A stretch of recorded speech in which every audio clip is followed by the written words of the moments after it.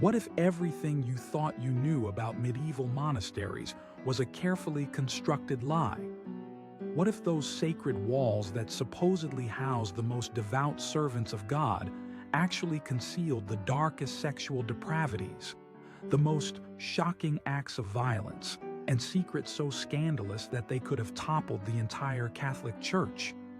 You've been told that monasteries were havens of purity and prayer, but the truth, hidden in dusty archives and sealed confessional records, reveals a world of forbidden lust, systematic abuse, and religious fanaticism that makes modern scandals look like children's games. Behind those stone walls and iron gates, monks and nuns weren't just breaking their vows of chastity, they were engaging in sexual practices so extreme, so ritualistic, and so intertwined with religious ecstasy that they created entirely new forms of spiritual corruption. But what makes this even more shocking is that the church hierarchy didn't just know about these abuses, they systematically covered them up, created elaborate systems to hide pregnancies and murders, and even incorporated sexual torture into official penance rituals that were designed to purify souls through the infliction of unimaginable physical agony. The most disturbing part isn't just what happened inside these monasteries. It's how the church transformed these acts of depravity into sacred mysteries, convincing thousands of believers that sexual torture and ritualistic abuse were actually pathways to divine enlightenment. By the end of this story, you'll understand why certain monastery archives remain sealed to this day, and why some church officials would rather see these buildings burn than allow historians to uncover what really happened behind those holy walls. Make sure to subscribe to our channel and leave a comment below about what you think really went on in medieval monasteries, because what you're about to discover will forever change how you see the history of Christianity itself. For centuries, the popular image of medieval monasteries has been one of serene spirituality and devoted religious practice. History books paint these institutions as refugees from the violent chaos of medieval society, where monks and nuns dedicated their lives to prayer, scholarship, and service to God. The official narrative describes communities of celibate religious who rose before dawn for matins, spent their days in contemplation and manual labor, and lived according to strict rules that governed every aspect of their existence, from diet to sleep to interaction with the outside world. According to this comfortable version of history, monasteries served as the intellectual and spiritual backbone of medieval Christianity. Monks painstakingly copied manuscripts, preserving ancient knowledge through the Dark Ages. Nuns cared for the sick and educated noble daughters. These religious communities were portrayed as islands of learning and devotion in a sea of ignorance and brutality, where men and women voluntarily embraced poverty, chastity, and obedience in pursuit of spiritual perfection. The monastic rules that governed these communities seemed designed to eliminate every possible temptation and create perfect conditions for spiritual growth. The Rule of Saint Benedict, which became the standard for Western monasticism, prescribed detailed schedules for prayer, work, study, and rest. Monks and nuns were forbidden from owning personal property, required to remain celibate, and expected to obey their superiors without question. They slept in dormitories, ate simple meals in silence, and spent hours each day in collective worship. Medieval chroniclers wrote glowing accounts of these communities, describing abbots and abbesses as living saints who performed miracles and achieved mystical union with God. Pilgrims traveled hundreds of miles to visit famous monasteries, seeking blessings from holy men and women who had supposedly transcended earthly desires. Kings and nobles competed to fund new monasteries and donate land to existing ones, believing that their generosity would earn them spiritual rewards in the afterlife. This idealized image was carefully cultivated by the church hierarchy, which needed these institutions to serve as examples of Christian perfection. Monasteries were showcases of religious devotion, proof that humans could overcome their sinful nature through divine grace and rigorous spiritual discipline. They represented the Church's claims about the transformative power of faith and the possibility of achieving holiness through correct religious practice. The architecture of these institutions reinforced this narrative of spiritual purity.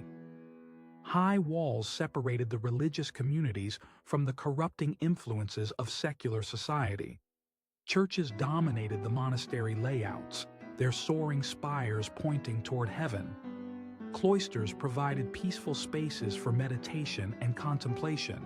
Everything about these buildings was designed to suggest otherworldly devotion and separation from earthly concerns.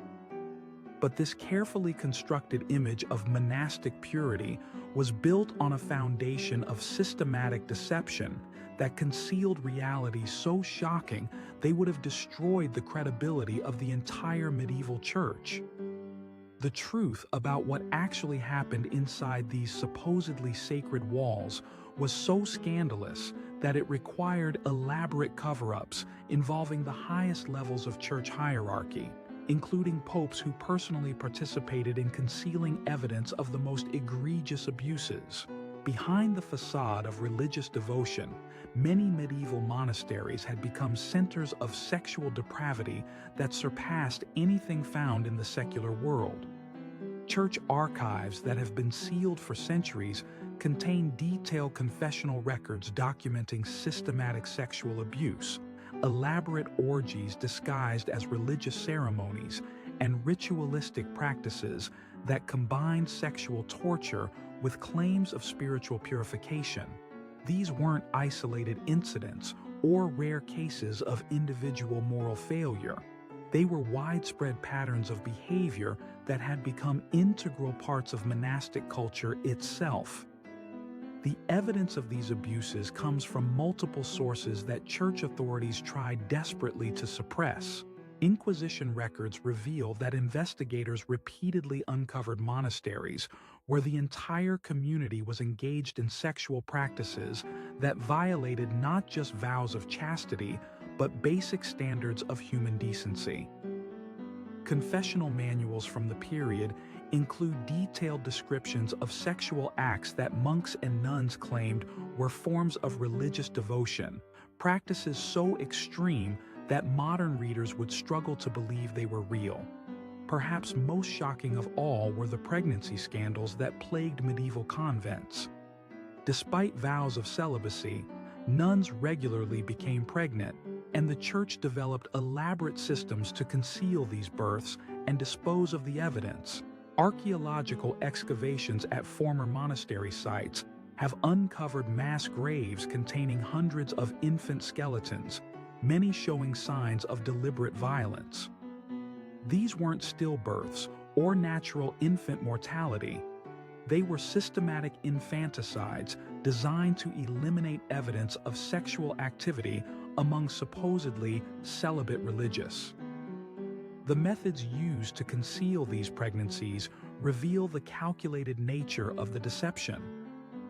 Pregnant nuns were isolated in special chambers within the monastery walls, where they gave birth in secret. Church records describe a network of midwives who specialized in delivering babies that would never be acknowledged to exist. Some of them were immediately killed and buried in unmarked graves within monastery grounds. Others were sold to secular families or handed over to networks of human traffickers who supplied children to wealthy nobles seeking servants or sex slaves. These weren't simple flagellation practices. They were sophisticated systems of sexual torture that combined religious justification with sadistic pleasure in causing pain. Medieval torture manuals written by monks describe techniques for inflicting maximum suffering while keeping victims alive for extended periods. These documents, hidden in monastery libraries for centuries, reveal that religious communities had developed expertise in torture that surpassed anything used by secular authorities. Monks and nuns became skilled practitioners of techniques designed to break both body and spirit, often incorporating sexual humiliation and abuse into the torture process itself. The justification for these practices reveals how completely certain monastic communities had corrupted basic Christian teachings. They claimed that extreme physical suffering could burn away sin and achieve immediate spiritual purification. They developed theological arguments that sexual torture could actually bring victims closer to divine ecstasy. Some communities believed that witnessing or inflicting extreme suffering was itself a form of religious experience that allowed participants to share in the sufferings of Christ. Among all the scandalous figures who embodied the corruption of medieval monasticism, none was more shocking than Sister Benedetta Carlini, an Italian nun whose story reveals the depths of depravity that could exist behind convent walls. Born in 1591, Benedetta entered the convent of the Mother of God in Pescia at age 9, beginning a religious career that would eventually expose some of the most disturbing secrets of medieval Catholic practice. From her earliest years in the convent, Benedetta displayed an unusual combination of apparent spiritual gifts and sexual obsessions that should have been warning signs to her superiors. She claimed to receive visions from Jesus and the Virgin Mary, experiences that quickly gained her a reputation for holiness among both the religious community and local townspeople. But these supposed divine encounters were accompanied by behavior that church investigators would later describe as evidence of demonic possession rather than divine favor. By her 20s, Benedetta had become the abbess of her convent, wielding enormous power over the dozens of nuns under her authority. She used this position to create what investigators later discovered was essentially a private sexual kingdom, where she forced other nuns to participate in elaborate rituals that she claimed were commanded by God himself. These ceremonies combined religious symbolism with sexual acts so extreme that even experienced church inquisitors were shocked by the detailed testimonies they collected from Benedetta's victims. The most disturbing aspect of Benedetta's activities wasn't just the sexual abuse itself, but how she used religious authority to justify and systematize her crimes. She convinced her followers that sexual submission to her was a form of worship, that enduring sexual torture was a pathway to spiritual purification, and that questioning her commands was equivalent to defying God. She created an environment where religious obedience became indistinguishable from sexual slavery, and where the line between spiritual ecstasy and physical torment was deliberately erased. Benedetta's control over her community extended beyond sexual exploitation to include systematic psychological manipulation that destroyed the individual identities of her followers. She renamed nuns according to their sexual functions, assigned them roles in elaborate sexual tableaux that she claimed reenacted biblical scenes, and created a complex hierarchy where status was determined by willingness to participate in increasingly extreme sexual acts. Nuns who resisted were subjected to punishments that combined sexual torture with claims of spiritual correction. The investigation that eventually exposed Benedetta's crimes began when several nuns managed to escape the convent and report their experiences to church authorities. But even then, the initial response wasn't horror at the abuses described. It was concern about protecting the reputation of the church itself. Investigators initially tried to classify Benedetta's activities as demonic possession rather than criminal behavior, hoping to avoid the scandal that would result from admitting that the church hierarchy had allowed such systematic abuse to continue for years. When church investigators finally entered Benedetta's convent, they discovered evidence of crimes that surpassed their worst expectations. Hidden chambers contained instruments of torture disguised as religious artifacts. Secret documents revealed that Benedetta had been selling sexual access to her nuns to wealthy local nobles, using the convent as a sophisticated brothel while maintaining its facade as a holy institution. Most shocking of all, they found evidence that several nuns had given birth to children who were immediately killed and buried beneath the convent chapel itself. But Benedetta's story was far from unique. Church archives contain dozens of similar cases from convents and monasteries throughout medieval Europe, suggesting that her activities were part of a much larger pattern of systematic abuse that the Church had been covering up for centuries.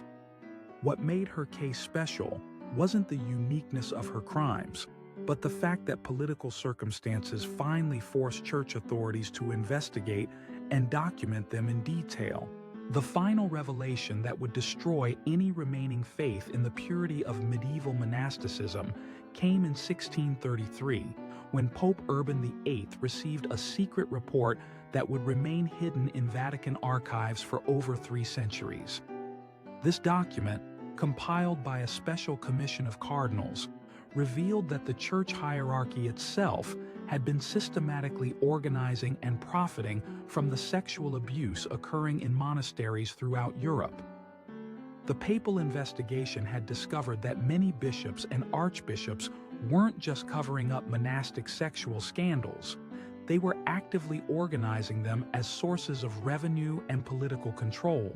High-ranking church officials had turned monastery prostitution networks into sophisticated business operations, selling sexual access to wealthy nobles and using the profits to fund political activities and personal luxuries. The supposed guardians of Christian morality had become the operators of the largest organized crime syndicate in medieval Europe. Perhaps most shocking of all was the discovery that certain monastic communities had been deliberately established as centers for ritualistic sexual torture that church leaders believed could generate supernatural power. These weren't random acts of depravity. They were calculated attempts to harness what certain church officials believed was the spiritual energy released by extreme suffering, particularly when combined with sexual violation.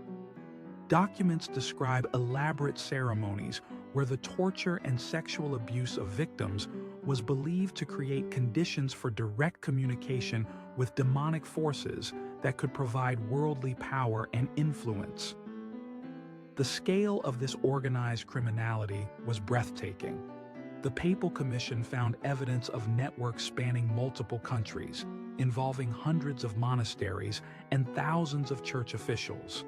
They discovered that many seemingly independent monastic communities were actually components of a vast criminal enterprise that used religious authority to facilitate human trafficking, forced prostitution, ritual murder, and systematic torture on a scale that dwarfed anything achieved by secular criminal organizations.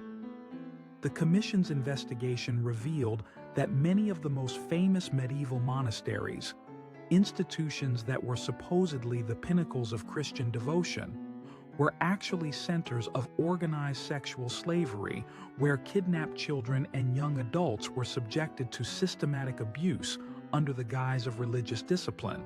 The children of noble families who were sent to these institutions for religious education often disappeared entirely, their deaths covered up through fabricated stories about divine callings or sudden illnesses. But the most devastating discovery was evidence that this systematic criminality extended all the way to the papal court itself. Several popes had personally participated in the ritualistic torture ceremonies, believing that extreme suffering could provide them with supernatural insights and powers. The supposed spiritual leaders of Christianity had become practitioners of a form of religious Satanism that used Christian symbolism to justify acts that would have been considered abhorrent even by medieval standards of cruelty. When Pope Urban VIII realized the full extent of what his investigation had uncovered, he faced a choice that would determine the future of the Catholic Church itself. He could expose these crimes and risk destroying the institutional credibility that the Church needed to maintain its political and spiritual authority, or he could cover them up and hope that the evidence would remain hidden.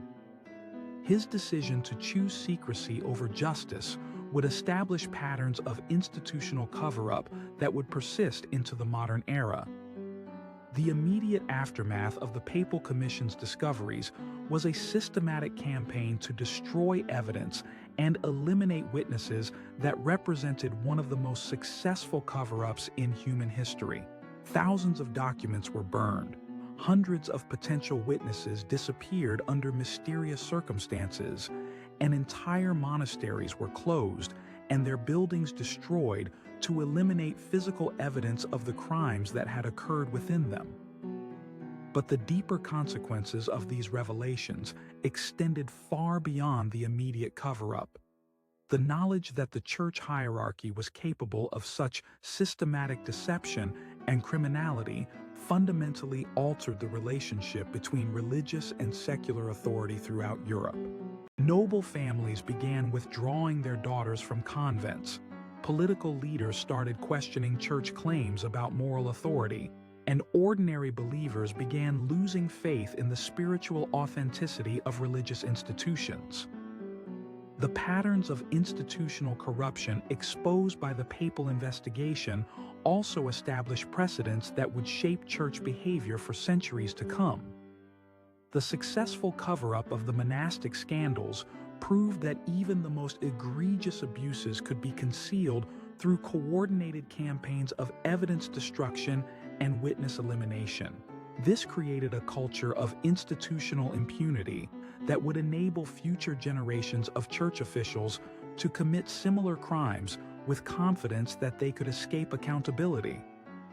Perhaps most troubling of all is the evidence that some of the criminal networks exposed by the papal investigation didn't simply disappear when their activities were officially suppressed. Church archives contain fragmentary references to underground networks of former church officials who continued operating prostitution and torture operations using the techniques and contacts they had developed during their time in official religious positions. These networks appear to have evolved into secular criminal organizations that maintain their religious symbolism and ritualistic practices even after losing their institutional protection.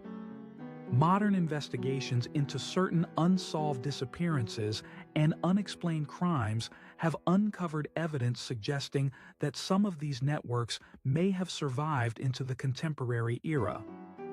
Police reports from multiple countries describe crime scenes that incorporate religious symbolism and torture techniques that match descriptions found in medieval church documents. While these connections remain speculative, they raise disturbing questions about whether the systematic criminality that infected medieval monasticism may have had longer-lasting consequences than anyone has yet been willing to acknowledge. The Vatican archives that contain the most detailed evidence of these medieval crimes remain sealed to this day, their contents classified at the highest levels of church security. Repeated attempts by legitimate historians and criminal investigators to access these materials have been systematically blocked through legal and political pressure that suggests modern church leadership continues to fear the consequences of full disclosure about the extent of medieval monastic corruption. Make sure to subscribe to our channel for more shocking revelations about the hidden truths that powerful institutions don't want you to know. And leave a comment below telling us what other religious mysteries you'd like us to investigate. Because as today's story proves, the most sacred institutions often conceal the darkest